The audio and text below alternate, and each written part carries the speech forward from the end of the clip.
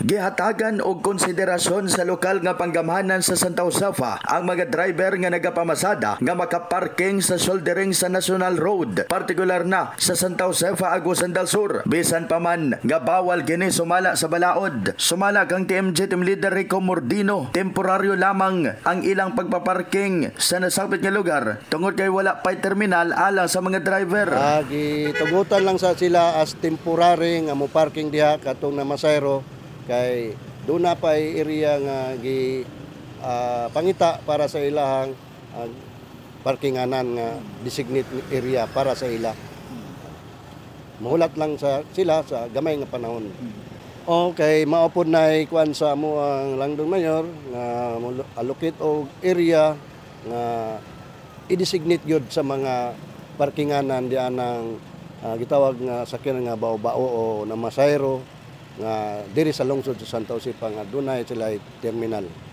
Gipasabot usab ni Mordino nga kung adunay motapat sa sakyanan sa mga driver, sitahon sila tungod kay mahimo kining magresulta og double parking nga maghatag og galibog og disturbo sa trapiko. Kung doon naman galing motapat diana sila, matawag na siya og double parking o double park, no?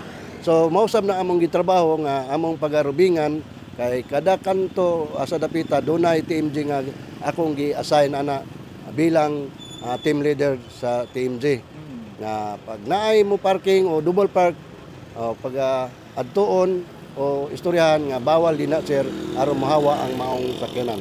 Si Ricardo Villasencio, usa sa mga driver, nagpahayag sa iyang kalipay ug pasalamat sa LGU Santa Josefa tungod sa pabor nga gihatag kanila nga makaparking sa sentro sa lungsod, ilabi na sa barangay poblasyon. Makaparking men dire pero kontrolado mi sa mong kuan TMG.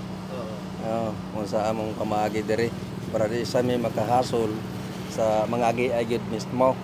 Kaya basta mapunggit na media mo nang naargin mo silkilid pero kung abot ang panahon nga murag makuan ko na ng ilang kriminal na murag mausar rin tanan.